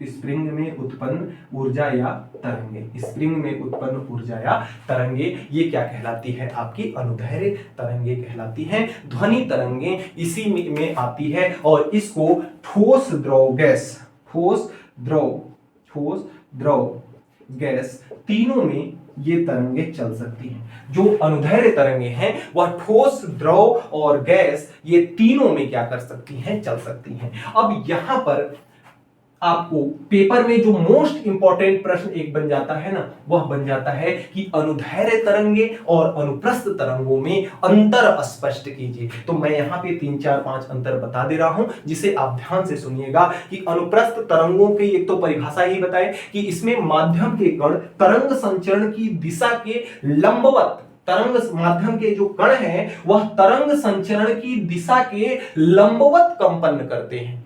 पहला बात हो गया। इसमें क्या है, जो माध्यम के कण हैं वह तरंग संचरण की दिशा में ही कंपन करती है। तो पहला अंतर ये हो गया। दूसरा, ये तरंगे जो है ना, ये तरंगे जो है श्रृंग और गर्त, देखिए जो ये तरंगे ऊपर उठी है ना, ऊपर उठने को हम क्या कहते हैं, श्रृंग कहते हैं। ऊपर उठने को हम क्या कहते हैं, श्रृंग कहते हैं। और नीचे ये जो आ रही है ना, इसे गर्त कहते हैं। तो ये जो अनुप्रस्थ तरंगे हैं श्रृंग तथा गर्त के रूप में आगे बढ़ती हैं। और ये तरंगे किसके रूप में, ये देखिए जहां पे स्प्रिंग ज्यादा तनी होगी उसे हम क्या कहेंगे, ज्यादा तनी होगी उसे हम कहेंगे विरलन, उसे हम क्या कहेंगे, विरलन। और जहां पे कम तनी होगी उसे क्या कहेंगे, संपीड़न। तो ये संपीड़न और विरलन के रूप में क्या होती हैं, आगे बढ़ती हैं। पहला चीज कि ये श्रृंग और गर्त, दूसरी चीज कि ये श्रृंग और गर्त के रूप में आगे बढ़ती हैं ये तरंगे। और ये तरंगे संपीड़न और विरलन के रूप में क्या होती हैं, आगे की ओर बढ़ती हैं। ये तरंगे केवल और केवल ठोस में या द्रव की सतह पर उत्पन्न की जा सकती हैं। और ये तरंगे ठोस, द्रव, गैस तीनों में ही क्या की जाती हैं, उत्पन्न की जा सकती हैं। और अगला पॉइंट लिख लीजिएगा कि इसके दाब और घनत्व में, जो आपके अनुप्रस्थ तरंगे हैं, इसके दाब और घनत्व में कोई परिवर्तन नहीं होता, जबकि इसके दाब और घनत्व में परिवर्तन होता है। तो इस तरह से आपकी जो अनुप्रस्थ तरंगे हैं और अनुदैर्घ्य तरंगे हैं, इनमें आप अंतर स्पष्ट कर सकते हो। और ये अनुप्रस्थ तरंगे और अनुदैर्घ्य तरंगे दोनों ही यांत्रिक तरंगे होती हैं। इस बात का आप ध्यान दीजिएगा, इस बात का आप क्या कीजिएगा, ध्यान दीजिएगा। अब हम पढ़ेंगे ध्वनि के अभिलक्षण, ध्वनि के अभिलक्षण पढ़ेंगे। लीजिए इसका स्क्रीनशॉट, चलते हैं हम आगे की ओर। अब हमारा जो अगला टॉपिक है वह है ध्वनि के अभिलक्षण। ध्वनि के अभिलक्षण या ध्वनि के लक्षण क्या क्या है, आइए इस चीज को समझते हैं। इसको समझने के लिए सबसे पहली चीज हमको यहाँ पे जो बनानी पड़ेगी, ये तरंग का एक स्ट्रक्चर है, तरंग का एक क्या है, स्ट्रक्चर है। इस प्रकार से तरंग आगे की ओर क्या करती है, बढ़ती है। तरंग आगे की ओर क्या करती है, इस तरह से बढ़ती है। ये आपकी क्या है, तरंगे हैं, ये आपकी क्या है, तरंगे हैं। ठीक है। अब यहां से जो इसका ध्वनि का जो पहला अभिलक्षण है ना, वह आपका है आयाम। वह क्या है, आपका आयाम, जिसे हम कहते हैं एम्पलीट्यूड, एम्पलीट्यूड। तो एम्पलीट्यूड क्या होता है आपका, आयाम क्या होता है, ध्यान दीजिएगा। जो तरंगे हैं, दो रूपों में चलती हैं, या तो स्रंग गर्त के रूप में चलेंगी, या तो संपीड़न और विरलन के रूप में चलेंगी। ये बात आपको स्पष्ट है।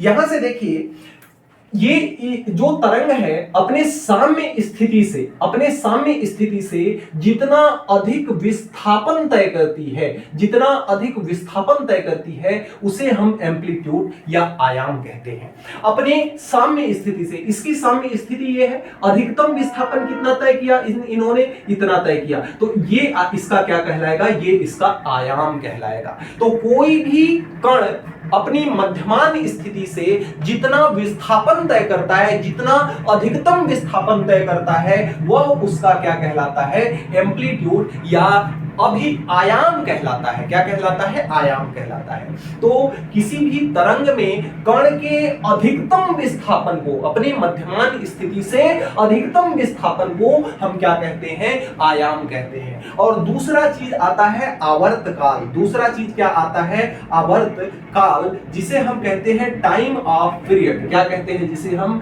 टाइम पीरियड,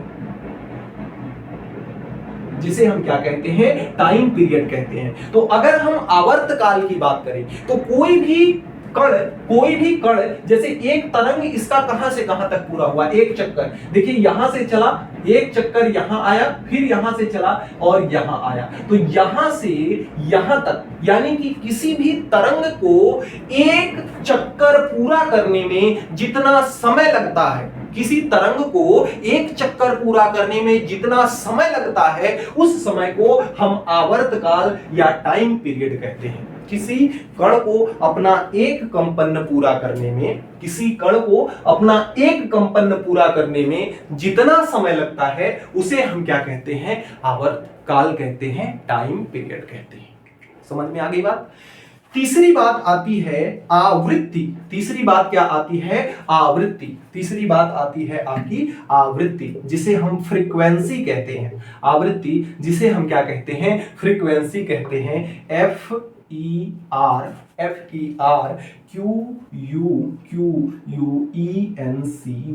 फ्रीक्वेंसी, जिसे हम क्या कहते हैं, फ्रीक्वेंसी कहते हैं। देखिए, आवर्तकाल और फ्रीक्वेंसी में थोड़ा सा अंतर है, अंतर को समझिएगा।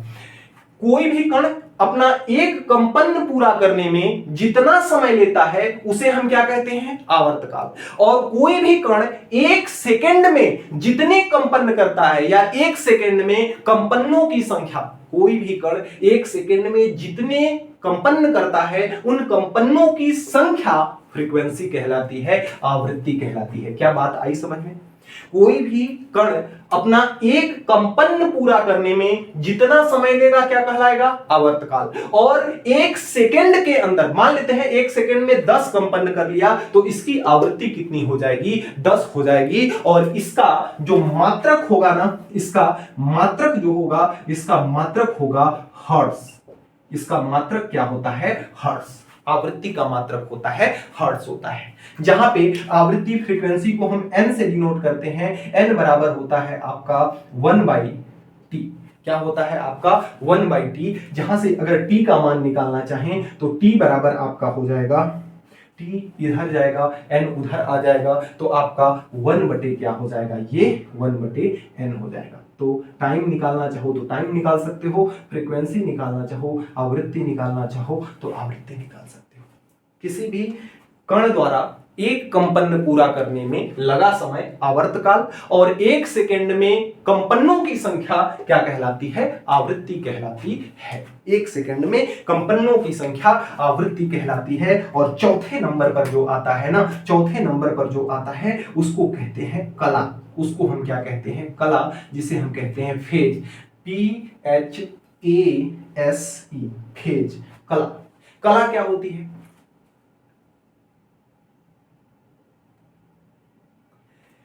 जैसे अगर यहां पे देखा जाए तो ये अगर कण है तो इसके कंपन की दिशा किधर है, इसके कंपन की दिशा नीचे की ओर है, इसके कंपन की दिशा किधर है, नीचे की ओर। तो ये जो कला है ना, कि किसी कण के कंपन की दिशा को निरूपित करता है। जो किसी भी तरंग का जो फेज है, किसी भी तरंग का फेज है, वह उस कण के तरंग की दिशा को डिनोट करता है।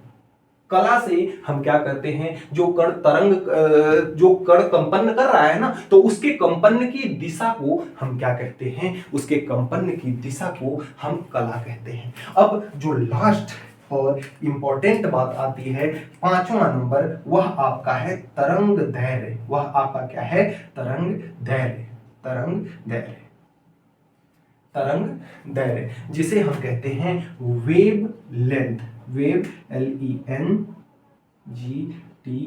जिसे हम क्या कहते हैं, वेव लेंथ कहते हैं, वेव लेंथ कहते हैं। अब देखिए, कोई कण जो है, कोई कण आपका एक कंपन पूरा करने में, एक कंपन पूरा करने में जितनी दूरी तय करता है ना, कोई भी कण एक कंपन पूरा करने में जितनी दूरी तय करता है, ध्यान से समझिएगा, जितनी दूरी तय करता है उसे हम क्या कहते हैं, तरंग दैर्घ्य कहते हैं। सारी चीजें इसी चित्र में छिपी हुई हैं, बस थोड़ा सा आपको याद रखना है।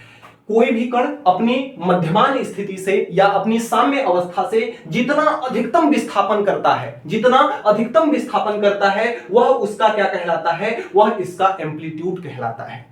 और आपका कोई भी कण एक तरंग पूरा करने में, कोई भी कण एक कंपन पूरा करने में जितना समय लेता है उसे हम टाइम पीरियड कहते हैं। कोई भी कण 1 सेकंड में जितने कंपन लगा लेता है, उन कंपनों की संख्या क्या कहलाती है, फ्रीक्वेंसी कहलाती है। कला क्या है, कला दिशा को निरूपित करती है कि किसी क्षण उस कण के कंपन करने की दिशा किधर है, उसे हम कला कहते हैं।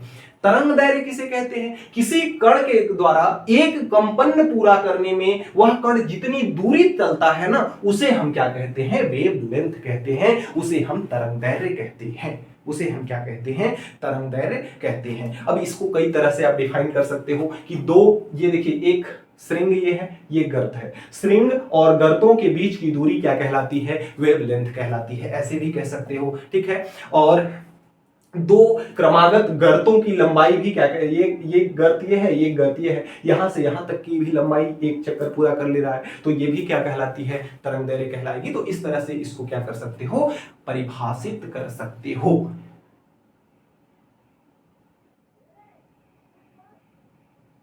अब कोई तरंग 1 सेकेंड में, कोई तरंग 1 सेकेंड में जितनी दूरी तय करेगी, कोई तरंग 1 सेकेंड में जितनी दूरी तय करती है उसे तरंग का वेग कहते हैं। कोई तरंग, तरंग का वेग यहां पे लिखते हैं, कोई तरंग, कोई तरंग 1 सेकेंड में, कोई तरंग 1 सेकेंड में जितनी दूरी तय करती है, जितनी दूरी तय करती है, वह तरंग गति कहलाती है, तरंग गति कहलाती है। तरंग गति कहलाती है। कोई तरंग 1 सेकंड में जितनी दूरी तय करती है ना, उसे हम क्या कहते हैं, उसे हम तरंग गति कहते हैं या तरंग वेग कहते हैं। क्या कहते हैं, तरंग वेग कहते हैं। अब एक प्यारा सा संबंध है आवृत्ति वेग तथा तरंग दैर्ध्य में संबंध। आवृत्ति वेग तथा तरंग दैर्ध्य में संबंध। तो अगले क्रम में आइए हम समझते हैं आवृत्ति वेग व तरंग दैर्ध्य में संबंध को। देखिए, अगर हम बात करते हैं आवृत्ति की, तो आवृत्ति को हम लेम्डा से प्रदर्शित करते हैं। किससे प्रदर्शित करते हैं, लेम्डा से प्रदर्शित करते हैं, या कहीं कहीं एन से भी प्रदर्शित करते हैं। वेग को हम स्मॉल v से प्रदर्शित करते हैं, और सॉरी, आवृत्ति को तो एन से प्रदर्शित करते हैं। तरंग दैर्ध्य को हम लेम्डा से प्रदर्शित करते हैं। तरंग दैर्ध्य को किससे प्रदर्शित करते हैं, लेम्डा से। इसको हम क्या कहते हैं, इसको हम कहते हैं लैम्डा। तरंग दैर्ध्य को हम किससे प्रदर्शित करते हैं, लैम्डा से। अगर आवृत्ति वेग और तरंग दैर्ध्य में संबंध हम ज्ञात करें, तो आपको पता है कि t समय में जहां t क्या है, आवर्तकाल है, t समय में चली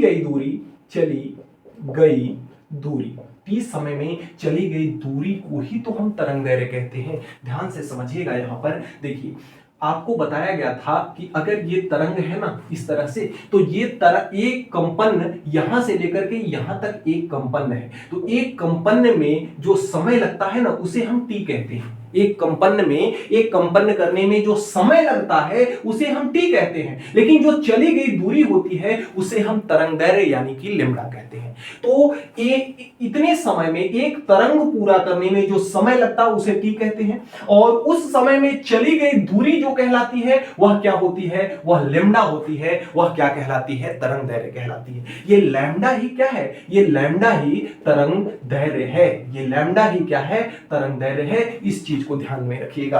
परिभाषा में बताया गया था ना कि t समय में चली गई दूरी या एक कंपन पूरा करने में चली गई दूरी क्या कहलाती है, तरंग दैर्ध्य कहलाती है। बस परिभाषा से आ गया हमारा।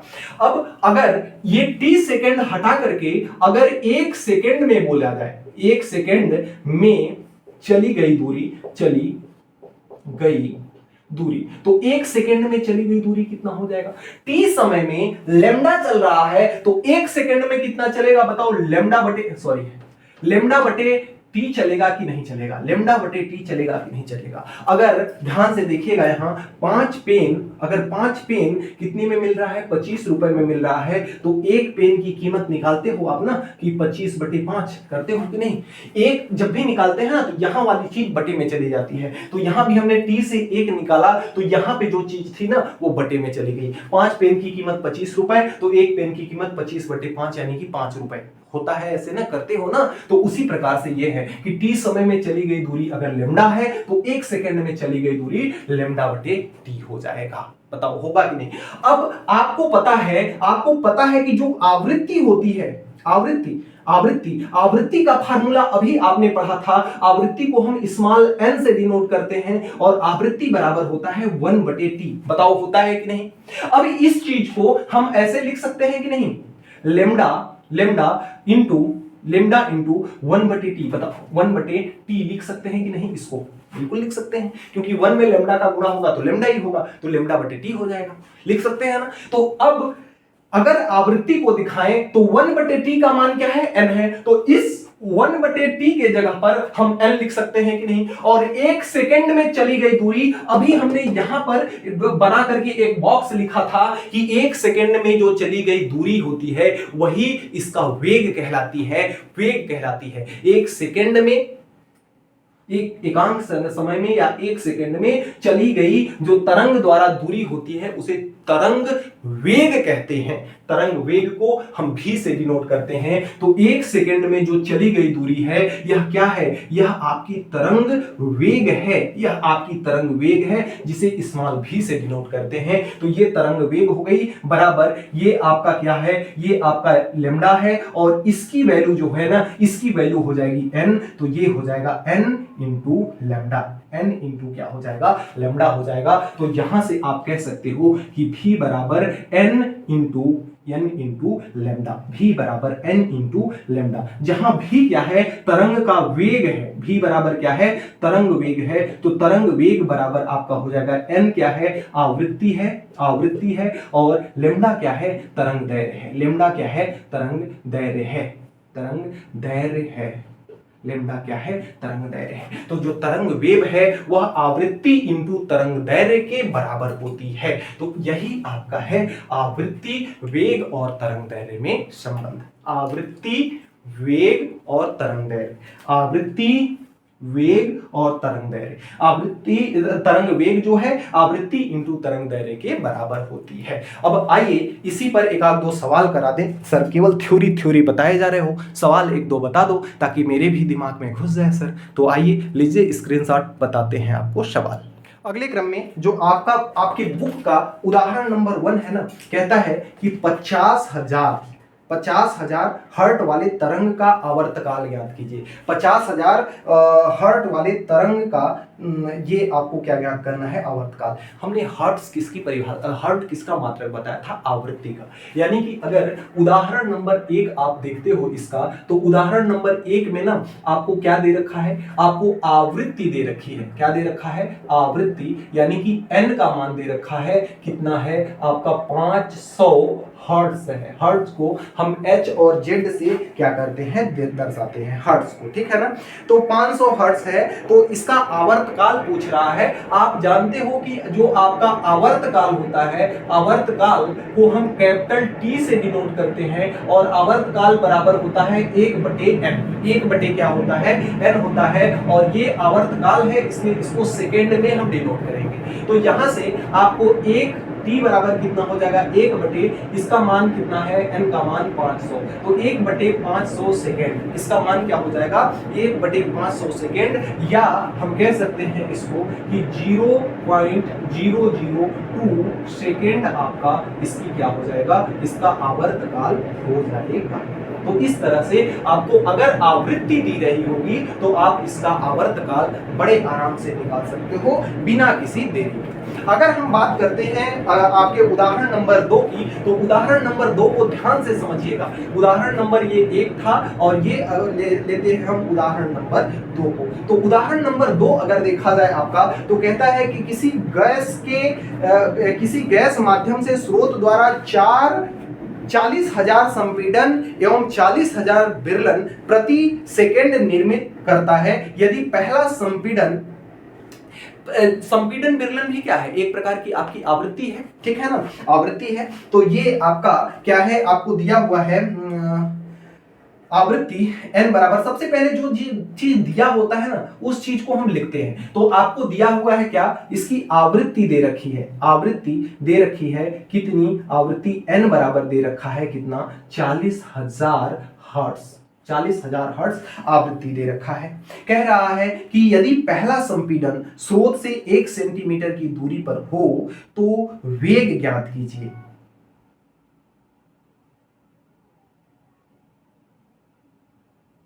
पहला संपीड़न स्रोत से 1 सेंटीमीटर की दूरी पर होता है। संपीड़न और विरलन क्या है, ऐसे ही अगर इस रूप में इसको मैं समझाऊं आपको, तो यहां से ध्यान से देखिएगा। संपीड़न और विरलन, ऊपर वाले को मान लेते हैं कहते हैं हम संपीड़न, और नीचे वाले को हम संपीड़न, और नीचे वाले को कहते हैं विरलन, नीचे वाले को हम क्या कहते हैं विरलन। और कह रहा है कि पहला संपीड़न स्रोत से 1 सेंटीमीटर दूर पर हो तो तरंग का वेग, पहला संपीड़न जो वस्तु है ना उससे 1 सेंटीमीटर की क्या है, 1 सेंटीमीटर की दूरी पर हो रहा है पहला संपीड़न, ठीक है।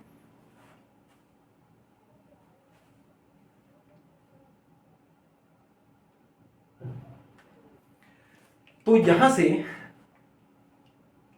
अगर हम बात करते हैं तरंग दैर्घ्य की ना, अगर हम बात करते हैं तरंग दैर्घ्य की, तो जो तरंग दैर्घ्य होता है, जो लेमडा होता है ना, वह क्या होता है, संपीड़न और विरलन के बीच की दूरी, संपीड़न और विरलन के बीच की दूरी। तो ये जो आपका होता है ना, ये होता है दो संपीड़नों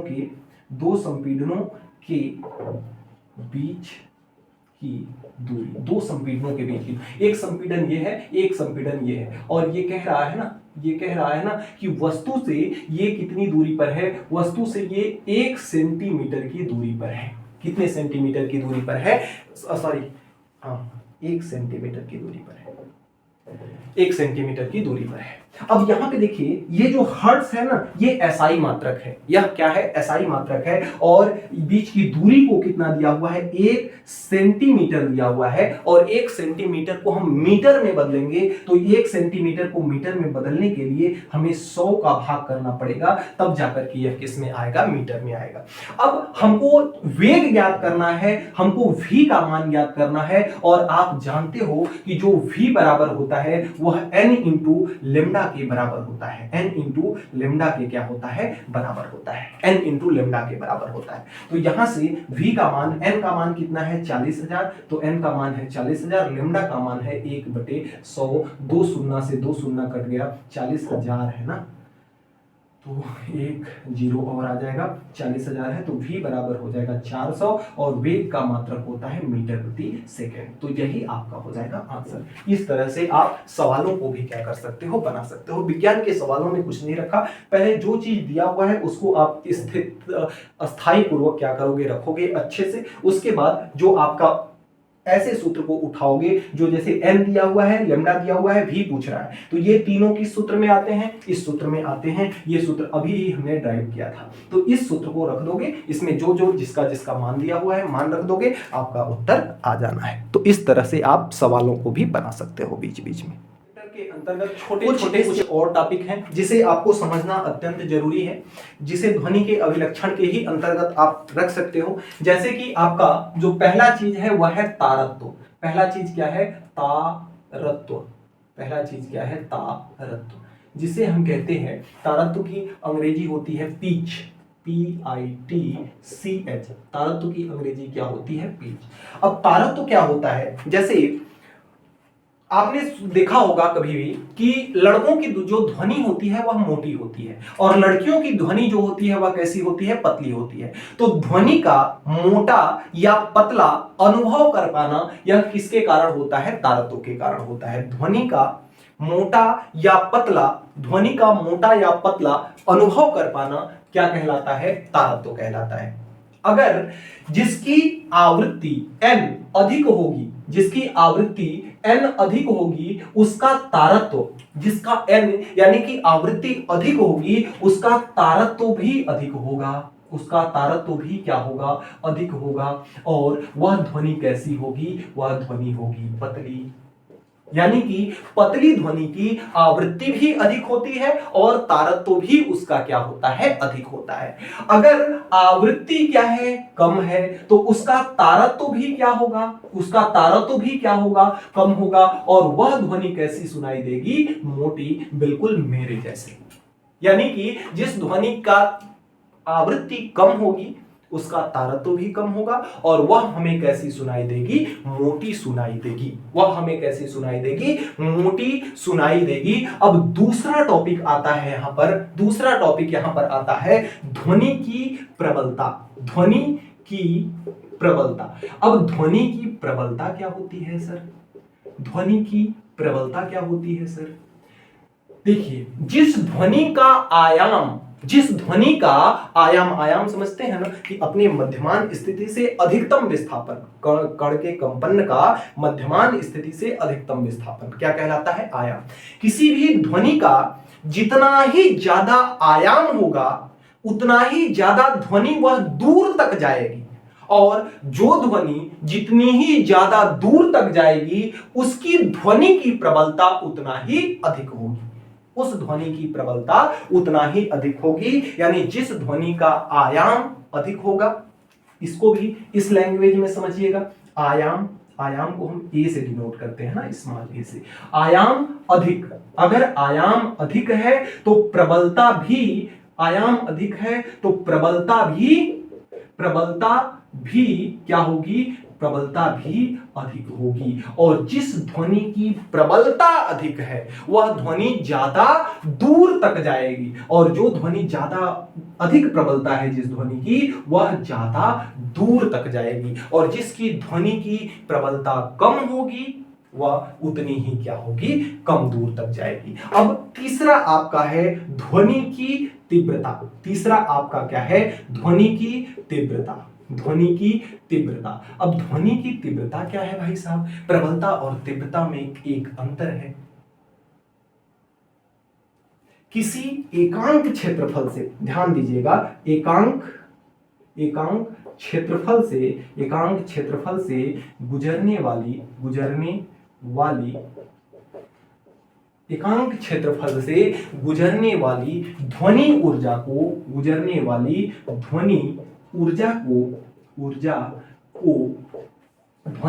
को हम क्या कहते हैं, ध्वनि की तीव्रता कहते हैं। ध्वनि की क्या कहते हैं, ध्वनि की तीव्रता कहते हैं। ध्वनि की तीव्रता कहते हैं। तो इस चीज को ध्यान में रखिएगा कि किसी भी एकांक क्षेत्रफल से गुजरने वाली ध्वनि ऊर्जा, एकांक क्षेत्रफल यानी 1 सेंटीमीटर लंबा 1 सेंटीमीटर चौड़ा, एकांक क्षेत्रफल से गुजरने वाली ध्वनि ऊर्जा क्या कहलाती है, ध्वनि की तीव्रता कहलाती है। ध्वनि की क्या कहलाती है, तीव्रता कहलाती है।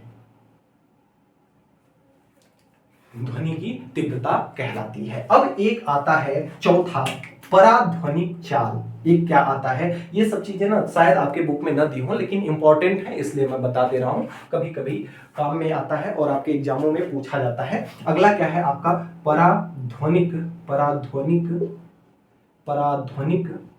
चाल। पराध्वनिक चाल किसको कहते हैं, पराध्वनिक चाल या इसी से बनता है ध्वनि बूम। ध्यान से समझिएगा, पराध्वनिक चाल क्या है।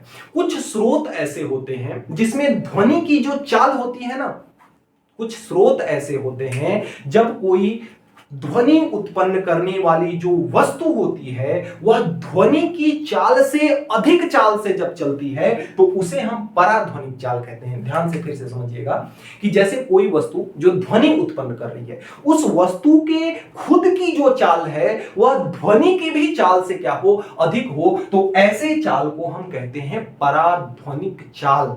जैसे गोलियां, जैसे आपकी आ जाएंगी क्या, जैसे आपकी आ जाएगी बंदूक की गोलियां। क्या आ जाएंगी, बंदूक की गोलियां, या फिर आ जाएगा क्या, बंदूक की गोलियां या वायुयान इत्यादि भी क्या होता है, इनकी गति देखिए। वायुयान जब चलती है, इंजन स्टार्ट होता है तो उसमें भी ध्वनि निकलती है ना। अब उस ध्वनि से भी ज्यादा तेजी से आपका उस ध्वनि की जितनी गति है, उस ध्वनि की जितनी चाल है, उसके चाल से भी ज्यादा तेज चलता है आपका वायुयान, तो उस चाल को हम क्या कहते हैं, पराध्वनिक चाल कहते हैं। अब एक चीज बहुत ध्यान से समझिएगा कि जब कोई ध्वनि उत्पन्न करने वाला स्रोत पराध्वनिक चाल से जब क्या करता है, चलता है, तो वह बहुत सारी वायु के तरंगों को क्या करता है, संपीड़ित करता है।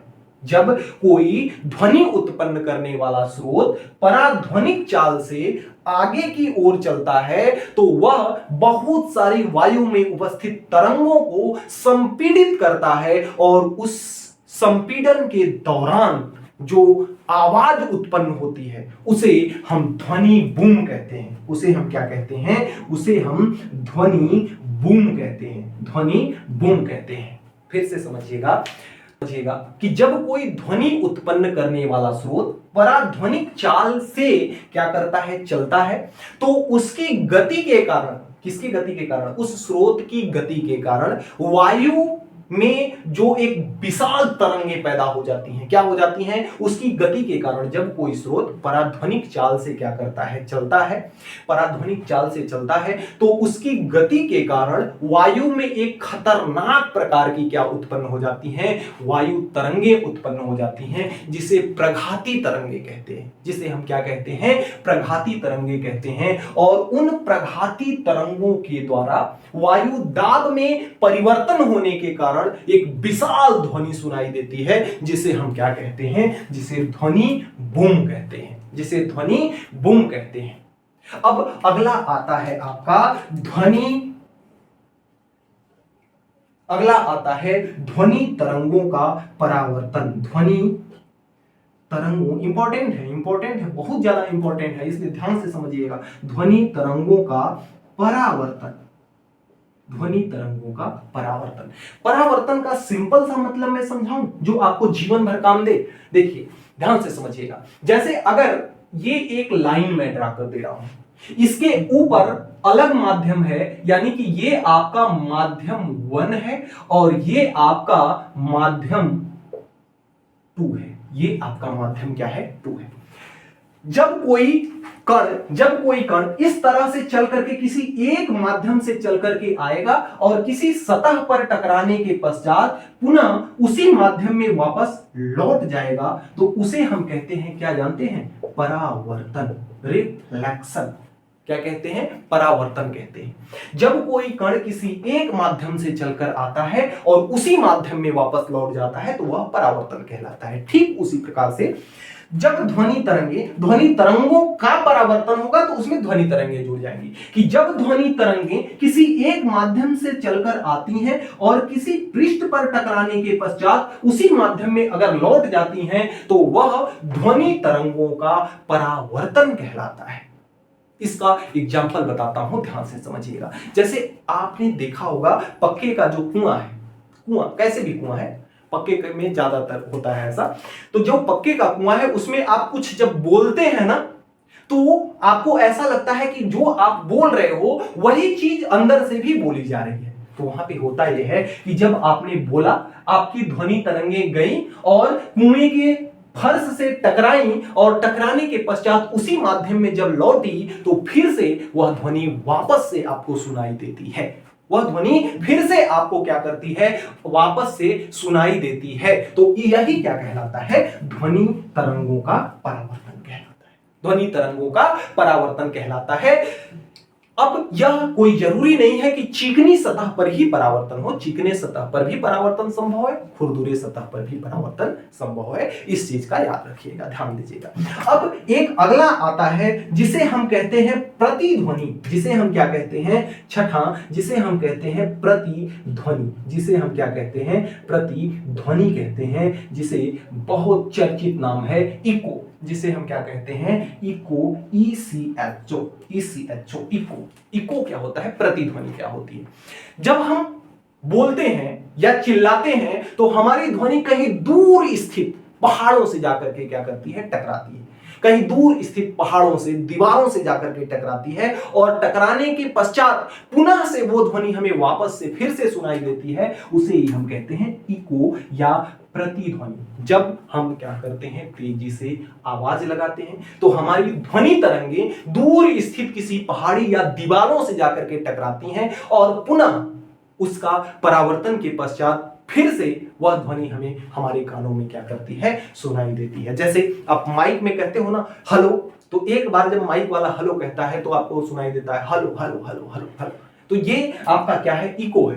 वो ध्वनि दूर जाकर के कहीं दीवार इत्यादि से टकरा रही है और टकराने के पश्चात फिर से आपके कानों तक आ रही है, इसलिए आपको वह 2 बार 3 बार सुनाई देता है, जिसे हम क्या कहते हैं? जिसे हम कहते हैं प्रतिध्वनि, जिसे हम क्या कहते हैं? प्रतिध्वनि। अब आता है आपका एक अगला टॉपिक, छठा था ना, 7वां इसको बना देते हैं, श्रवण परास। श्रवण परास, श्रवण परास, हियरिंग रेंज, जिसे हम क्या कहते हैं? हियरिंग रेंज कहते हैं श्रवण परास। देखिए मानव के जो कान है ना, सभी ध्वनि को नहीं सुन सकते। फर्स्ट में भी मैंने आपको बताया था कि जो मानव के कान है वह 20 से लेकर के 20,000 कंपन वाली ध्वनियों को सुन सकते हैं। अगर इसको आवृत्ति के फॉर्म में लिखे ना तो इसे हर्ट्ज कहेंगे। 20 से लेकर के 20,000 हर्ट्ज तक की आवृत्ति तक की ध्वनि को क्या कर सकता है? हमारे कान के द्वारा सुन सकते हैं। तो ये जो आपकी श्रवण परास है ना, श्रवण परास जो है मानव के कानों द्वारा सुनी जाने वाली तरंगों की आवृत्ति की सीमा को मानव के कानों द्वारा सुनी जाने वाली आवृत्ति के सीमा को ही हम क्या कहते हैं, हियरिंग रेंज कहते हैं, श्रवण परास कहते हैं। अब ये जो श्रवण परास होता है ना, ये तीन प्रकार से हो जाता है। एक तो आपकी ये तरंगे तीन प्रकार से बढ़ जाती हैं। एक तो आपकी हो जाती हैं श्रव्य तरंगे जिसे हमारे कानों द्वारा सुना जा सकता है, जिसकी आवृत्ति हमेशा 20 से लेकर के 20,000 हर्ट्ज के बीच में होती है। और दूसरा आपका क्या होता है, इंफ्रासोनिक साउंड। इसको हम कहते हैं, श्रव्य तरंगों को ऑडिबल साउंड कहते हैं। श्रव्य तरंगे, जिसे हम कहते हैं ऑडिबल साउंड। और दूसरा आपका होता है अश्रव्य तरंगे। दूसरा आपका क्या होता है, अश्रव्य ध्वनि। दूसरा आपका क्या होता है, अश्रव्य ध्वनि, जिसे हम क्या कहते हैं, इंफ्रासोनिक साउंड। जिसका साउंड जो है ना कम हो, किससे, 20 हर्ट्ज से जिसका कम हो, उसे हम अश्रव्य ध्वनि कहते हैं, इंफ्रासोनिक साउंड कहते हैं। जिसका 20 हर्ट्ज से, जिसकी आवृत्ति, ऐसी तरंगें जिनकी आवृत्ति 20 हर्ट्ज से कम हो, उसे हम अश्रव्य ध्वनि कहते हैं। और तीसरा आपका क्या है, तीसरा आपका है पराध्वनिक या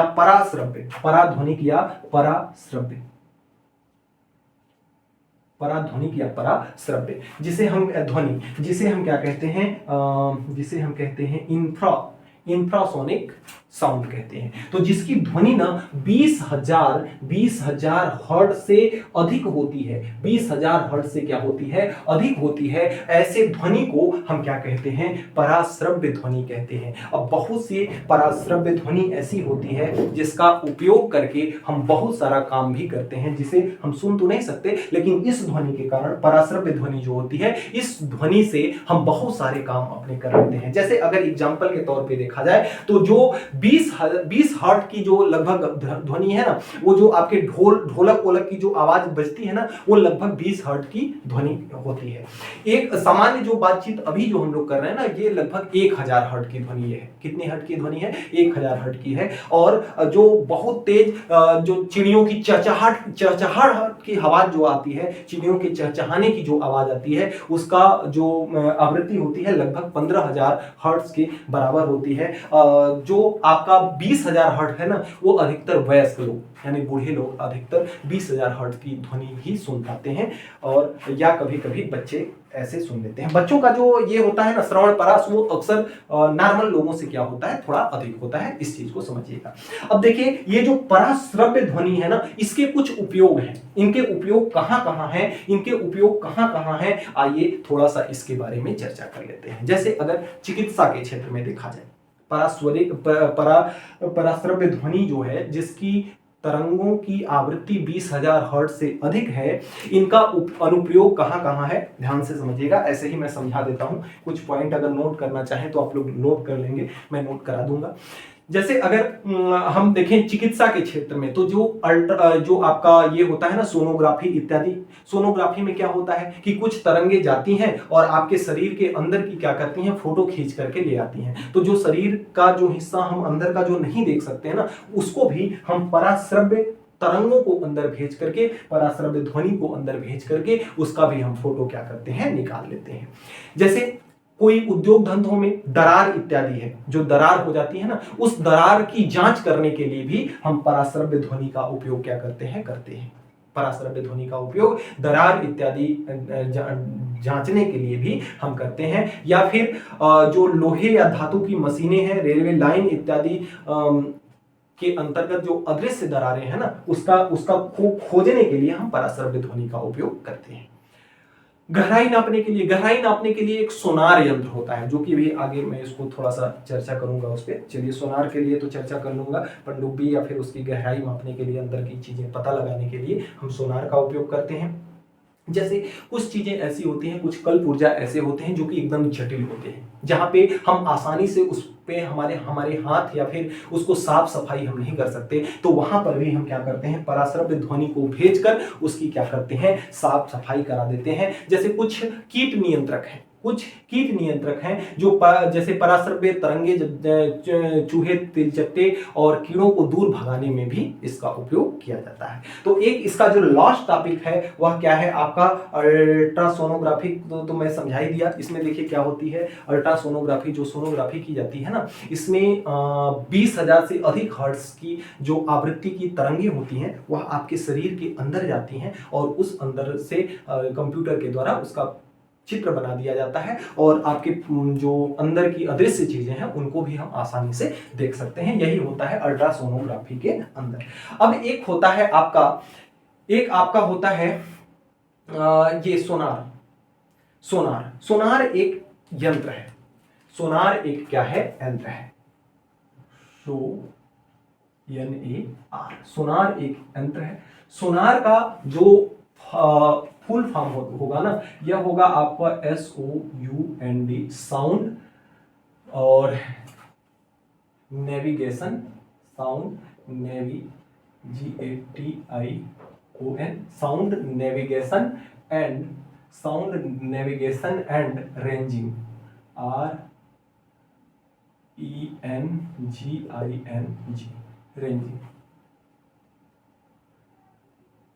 रेंजिंग।